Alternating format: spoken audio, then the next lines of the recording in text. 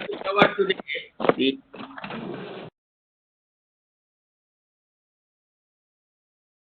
the learning outcome 4 is be able to review a web-based solution. But let me complete the third session first, so that the connectivity should be there with the third one.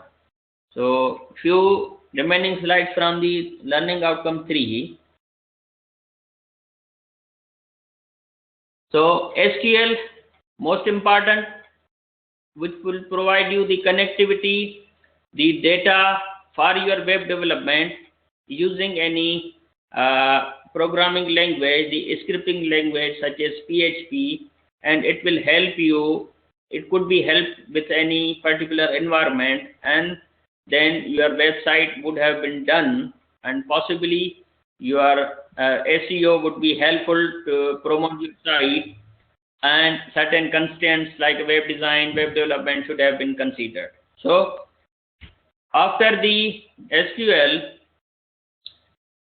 you should be able to integrate the multimedia to the web interfaces. Multimedia are basically could be the any image, it could be any audio, it could be video, or any animation in the flash. Multimedia content is the horn of ambulance of online content. It bonds writing with images, videos, audios, slideshows in a useful and engaging way. People are far more likely to engage with and share your stories, posts if they contain images, graphics, audios, clips, and video presentations. So how to add images, videos, audios into your website? So we will be trying to describe that how that can be done. So assume that you know the HTML. HTML is hypertext markup language, which is used to run on the web browsers. You define the code, and anything which has to be displayed is being displayed on the web page as the output, but on the back end the output is hanged on or holding between the tags. So tags, the basic is the HTML, the final outcome of the browser, of the client, no matter if it is the client side scripting or the server side scripting, the HTML is interpreted into the view of the browser. So by starting with the HTML, you should be able to run that particular HTML on the client, as well as that could be stored on the server. Then you need to create the dynamic content using the server side scripting. So the server side scripting is also the combination of HTML as well as the particular server side scripting. So you need to basically mix the HTML and contents as well as the multimedia into particular pages. So how that is done? For example, if you want to add an image to the HTML, so how you can do this? HTML starting tag, HTML ending tag, the body of the HTML means the body of the web page. Then H2 is the heading to spectacular mountains. Now a tag called img, image is a tag that will allow you to insert your source. Source is basically the particular file name of the picture, and certain alter, mount, view, these are kind of the highlighting tips and styles, width, and these things. So you can have a look that this particular image has been placed into the particular web page. So you should be very much familiar with this kind of HTML and tagging and everything. These are the basic elements of the unit. HTML, image syntax, the image is a tag and image src is a tag. You define this thing. The alt attribute gives you the text information and blah blah blah. So you should really understand these techniques, these tags like image size and examples, and they are very simple nowadays. Everyone can do the HTML, but you are on the higher level that you will need the HTML to integrate your dynamic contents on the server side.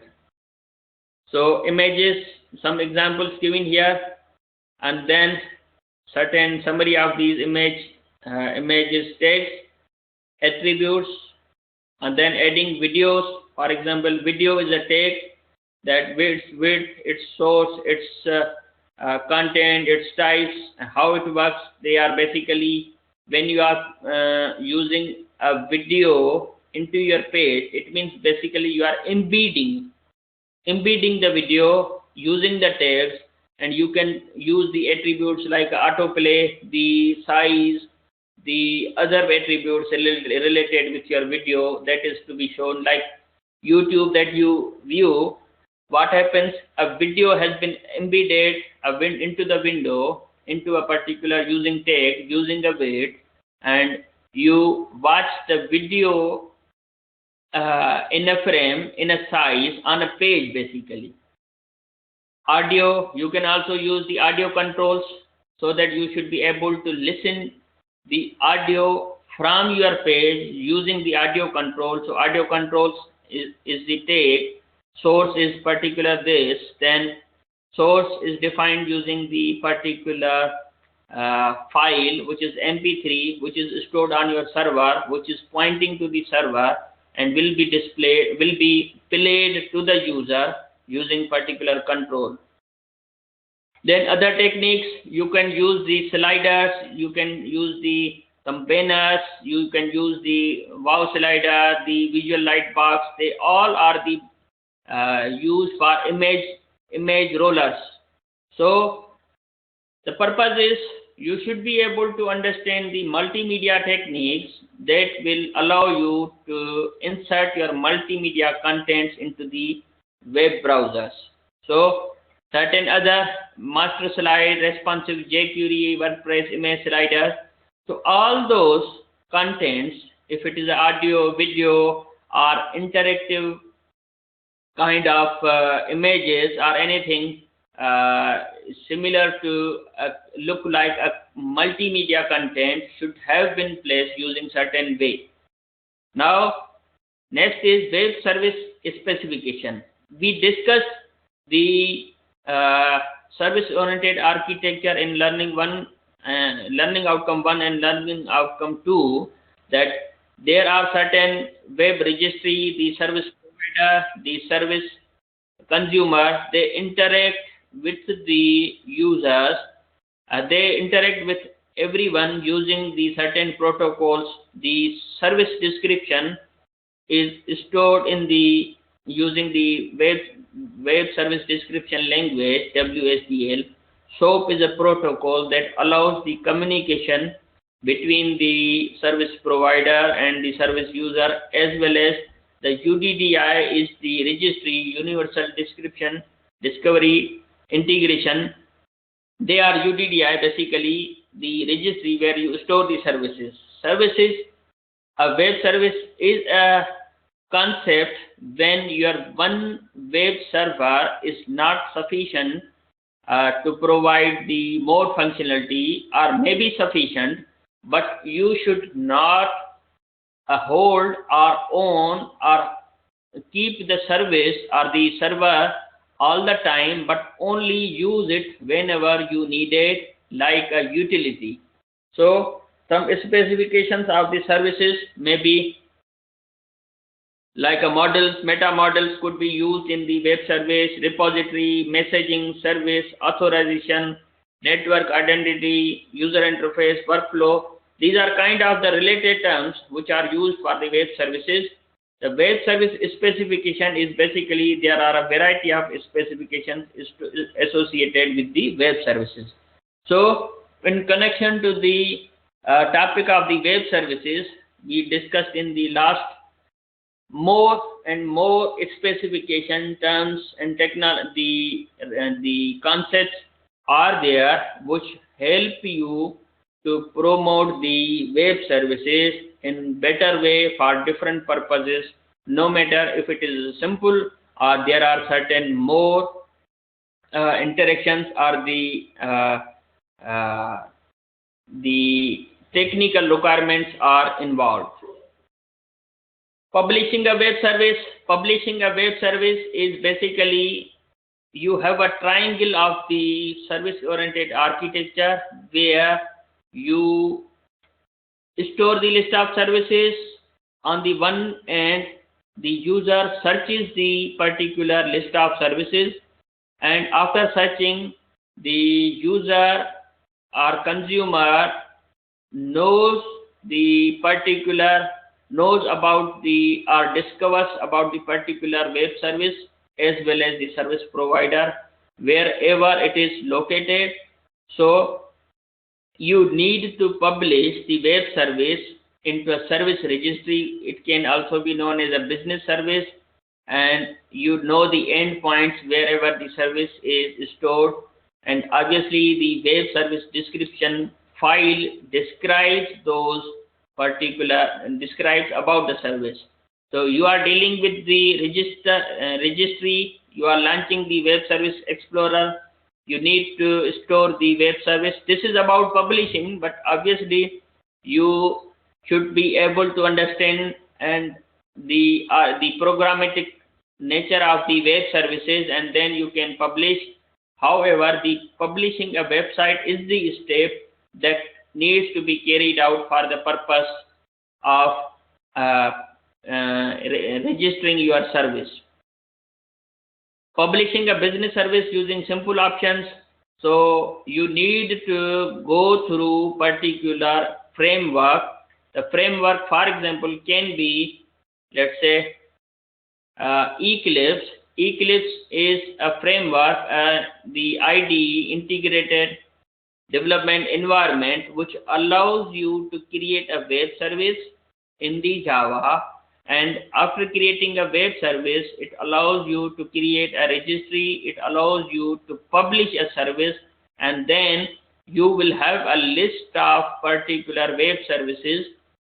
And then instead of communicating or contacting the web service provider directly, because you don't know that where are the web services. Normally the web pages are to be searched from the search engines, but in the web service concept, you normally search the services from web service registry, as well as obviously you need to publish those services into the web registry. So you should be able to understand this, that how those web services are published. So it was about the learning outcome 3, which was based on multimedia techniques, and then web service specification, publishing the web services, using the web services. So once you will decide that how you want to implement those services, then probably you would require the language. The language could be the Java or any .NET, but the framework you will be using the web services. Web services is the concept a little bit above the normal web, and normal web is the using server-side scripting.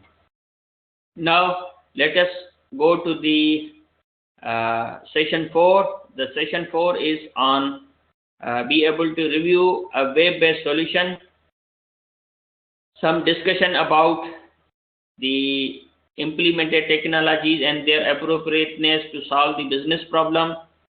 You should consider that whether you should be doing the server-side scripting or client-side scripting. So we discussed earlier that client-side environment used to run the script is usually a browser. The processing takes place on the end user computer. The source code is transformed from the web server to user computer over the internet and run directly into the browser. Script language needs to be enabled on the client-side computer sometimes if a user is cautious about the security. So this is a kind of definitions of the scripting language which runs on the client side.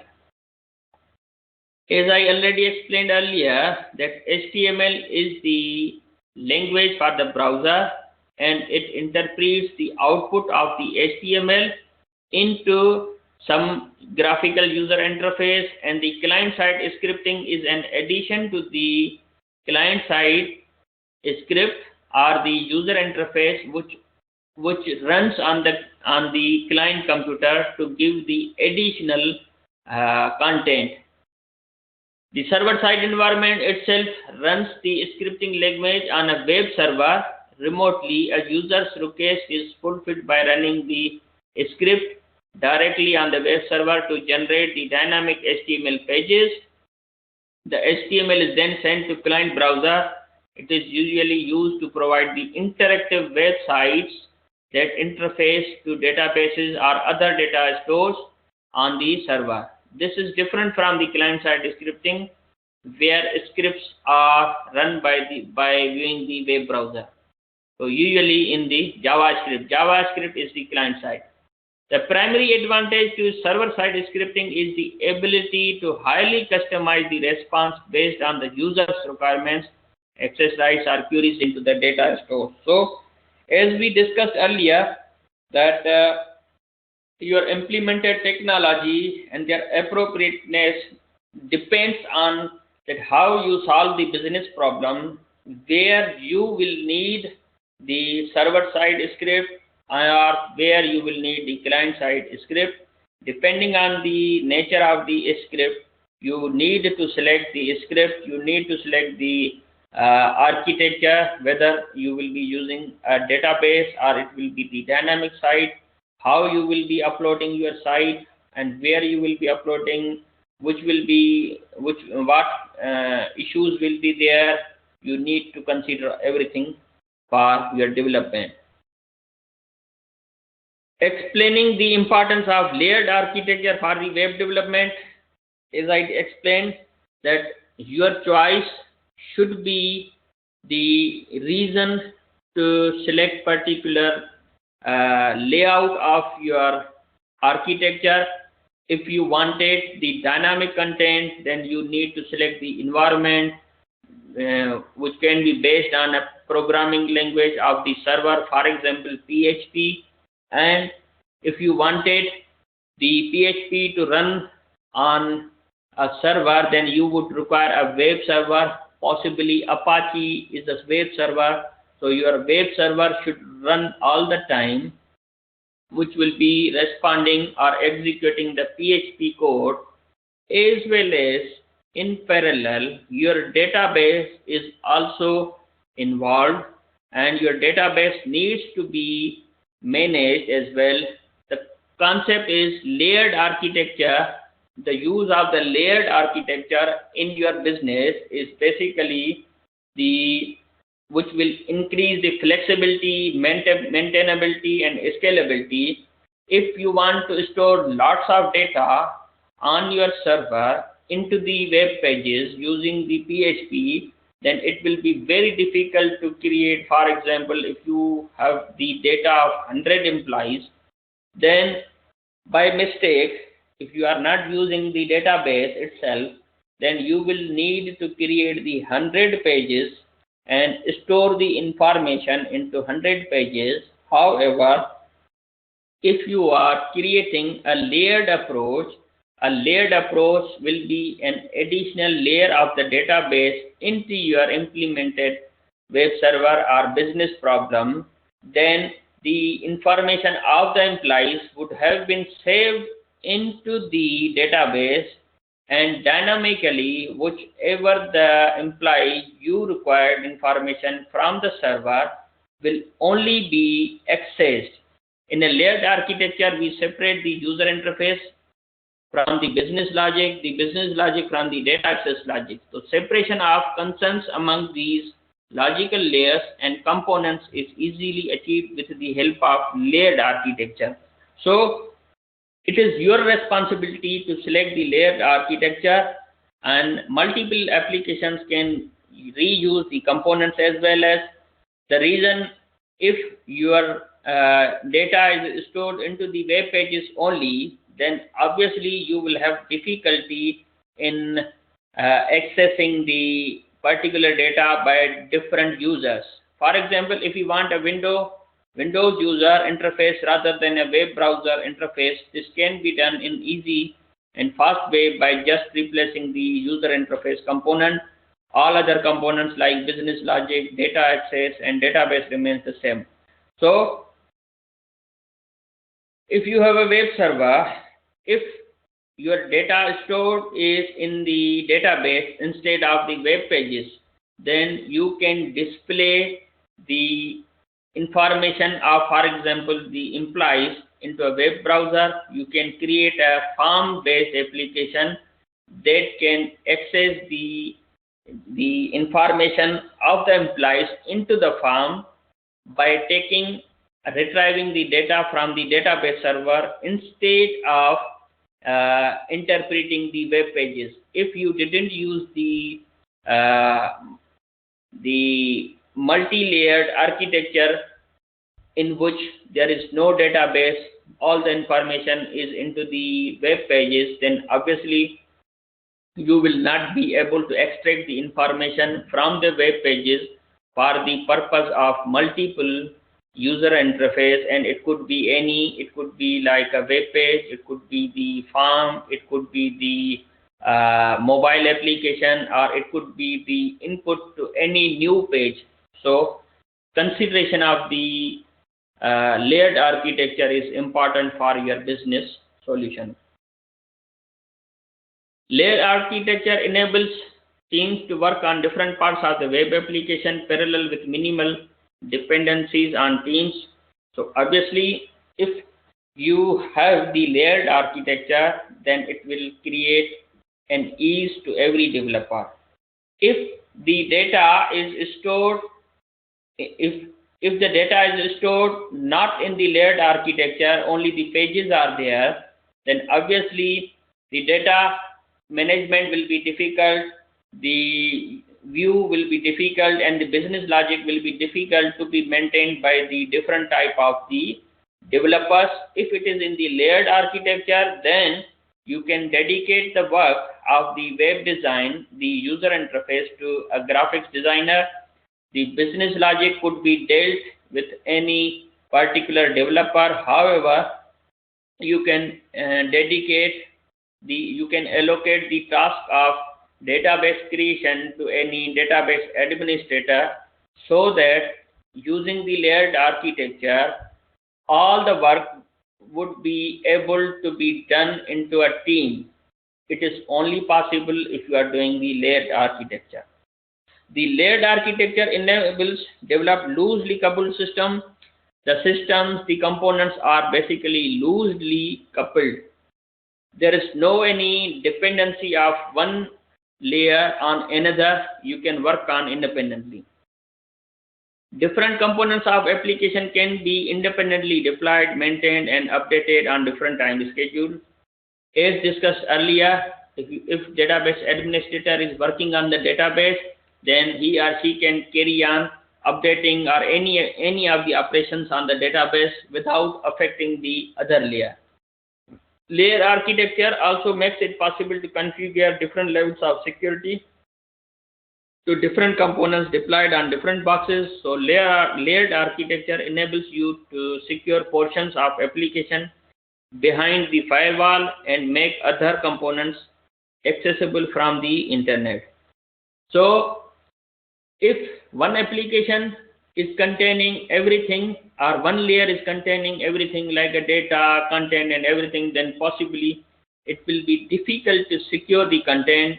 There is more vulnerability that it could be hacked, it could be changed, any virus could be affect the data. However, if the components have a different placement, then you can apply the different security layers to every layer easily.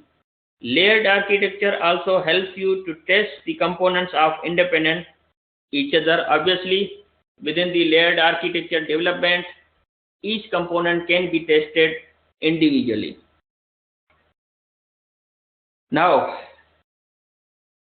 we discussed about web services in the previous learning outcome. In this learning outcome, we assume that you have developed the website, and website is basically the concept of uh, a complete system, and at advanced level, a website can be converted into a service. When it becomes a service, then obviously you are dealing with the higher architecture, an advanced architecture, which is the service oriented architecture.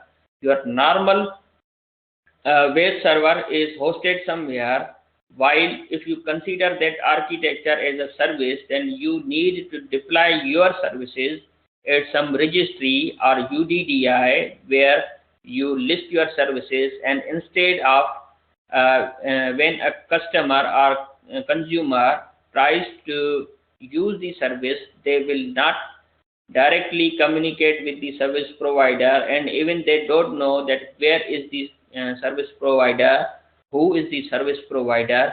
Using the concept of the service oriented architecture, you need to look up at the web service registry, find the service, and then use the service from the service provider. So this learning outcome, the indicative content, is about evaluating the web service or mapping web service to user needs, the role of web service in web application development. Now, it is a kind of research topic that you should be able to identify the quality of web service. I give you a little task to you that you should search as well as try to learn more about the web services, types of the web services, how to implement the web services, how to evaluate the web services. The web services can be evaluated according to the quality of service. The quality of service is basically can be the functional quality of service or non-functional quality of service. Functional quality of service can be the access time of the website, the response time of the website, and many characteristics can be related with the functional quality of the service, and the non-functional quality of the service can be the availability, reliability, and many more things. So you try to understand the concept of the web service first and see how the web services are implemented, how they are published, and after the publication, certain concepts of evaluating the web services are raised, and then certain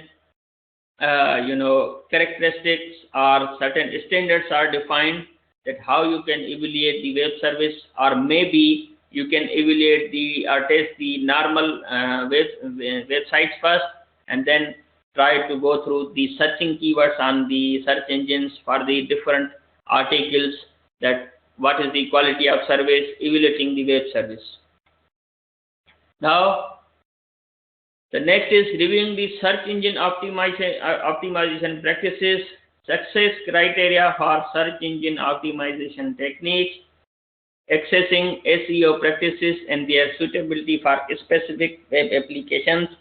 As I discussed earlier, that SEO practices, they are depending on the time, they are changing from time to time, they are not fixed, there are no hard and fast rules, but the most important thing is that you should look at the current strategies of the SEOs.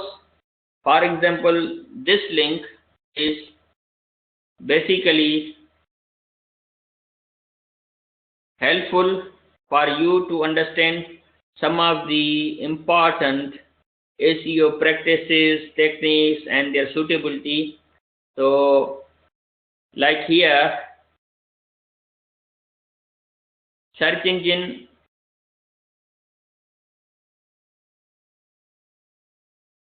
measuring and tracking success. So certain metrics to track the search engine optimizations, the suitability of the practices, that how they are more suitable for the particular web applications. The first consideration is search engine share of referring visits, how many number of visits are achieved, search engine referrals, the visits referred by the specific search engine terms, the conversion rate by search engine query terms, the number of pages receiving at least one visit from search engine.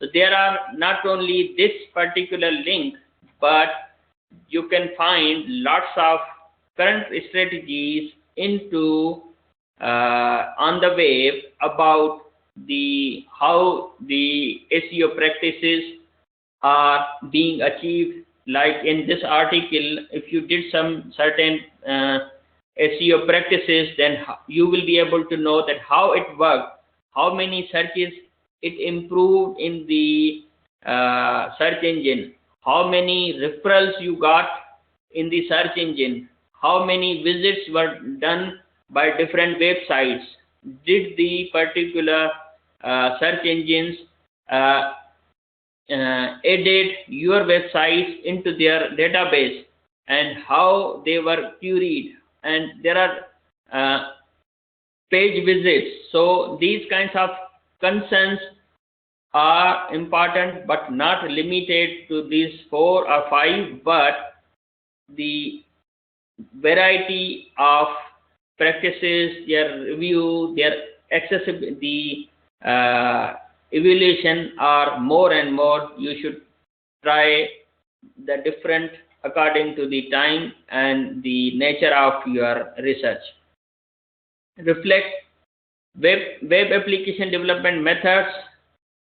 The web application development methods are either from scratch or building upon something built before, which means the developer can either start a project from scratch or continue and update in project that was already built. In some cases, this is called the template or source code. So here, this indicative content is about you are basically reviewing the solution, which web application development method you chose. You have chosen web application deployment, how you have deployed, how you are doing the maintenance, which skills are used for the development or maybe the maintenance. So they should really be considered. Here, since we are using if we consider that we have used the WAMP server, the environment, PHP and MySQL. So in this course, we will talk through how we deployed, how the website applications are on internet, and how they will basically reflect its implementation.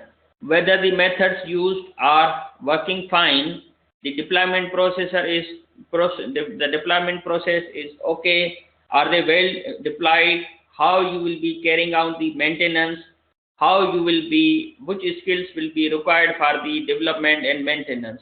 So generally, by skimming through these reflect indicative content, you are now able to know the development methods used, then how you implemented, how do you access it, and how you configured those websites on. These are the basically configuration on the web server. Skills, which skills you needed and which skills you need further for the maintenance and other concerns. For example, markup languages you use, whether those are markup languages okay or not. Client-side scripts you use the browser, you use the development tools like integrated development environments, editors like the Eclipse I discussed earlier, that you can use to create the environment for the services registry. Probably you use the web services, web servers, Apache, IIS, Internet Information Server, the server languages, PHP, ASP.NET, Ruby, localhost, and those technologies. So really different.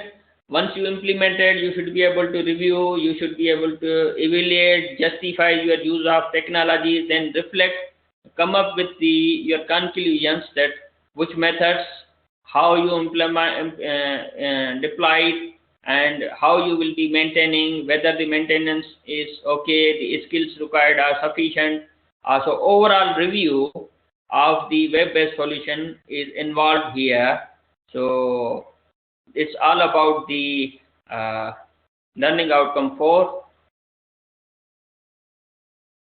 Now Khalid and Abid. Yes, I can hear you, sir. Yeah. So I think Khalid is not here. Are you able to listen, Khalid? Okay. So Abid, any questions here? Yes, I just have a little question, sir. Yeah, sure. I've been trying last year just to make, the WAMP software, just to make Yeah. my computer as a server. Yeah. Just wanted to know that if I have a web address, do I still need to register it somewhere else and to pay, yearly or monthly fee? Second, if you have a WAMP server, yeah. Yeah, and I do have the web address as well. Do I still need it to register somewhere? No, basically the WAMP server is a complete environment that will give you the web server, database, and a platform to write your code. Now, the question is, if you want to host that web server, WAMP, on your computer, or if you want to host on particular web hosting server. So, if you decided to run that WAMP server on your computer, then you can access that those pages deployed server using localhost and / then directory of your web pages. Yeah. So localhost, it means you are testing locally. If you want to install the WAMP server on your remote computer, then it depends. Remote computer is again a server or a computer which should have the internet, which should run all the time, and that server again has an IP address. That computer has an IP address, so you can access that particular IP, that server, using IP address. For example, whatever the international IP address is, then / your pages, or you can set up the DNS, domain name service, against your purchased domain, so that your purchased domain should be forwarded to that particular IP address, and the web page could be loaded wherever needed. Right. So you don't need to pay the any other amount, yearly or monthly fee. If you are trying to access, if you are trying to use your WAMP server on your computer, then you can set up all the web pages. You can design web pages locally, and you can test pages locally using the address localhost :80, whatever the port is, and then your web pages. And the developers, they don't develop the pages or whatever the projects they do online. First they develop on the local computer, then they upload there, and obviously uploading is an space that you need to be purchased, or wherever you are uploading, and that should have the IP address. The IP address is then further masked on your website domain name, and website domain name is registered using the particular, there is an organization, they reserve the domain name for you, and then you define the DNS, domain name service, your domain name to be redirected towards particular IP address, which is the computer holding your web server. Okay. Yeah. So just need to, link my domain name to my IP address. So IP address, and IP address is basically the again the address of the domain, address of the hosting provider. If you Right. say that iPage or GoDaddy is your domain hosting, is your hosting provider, then they have an IP address, but they will ask you to use that, for example, DNS1, DNS2, 8, GoDaddy.com. Then their IP addresses are already well known to the DNS services, and you only need to write down the DNS names of your hosting provider wherever you purchase the domain, and on the internet within 24 hours, if you will type your website, your domain name, then what will happen, the domain name will be searched from the list of registered domains, and it will redirect you towards particular IP address wherever the server is stored. Right.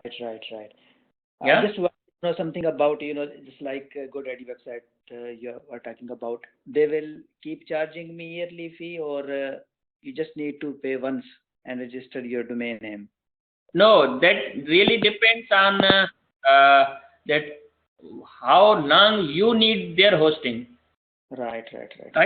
So maybe let me stop the recording now, Right. and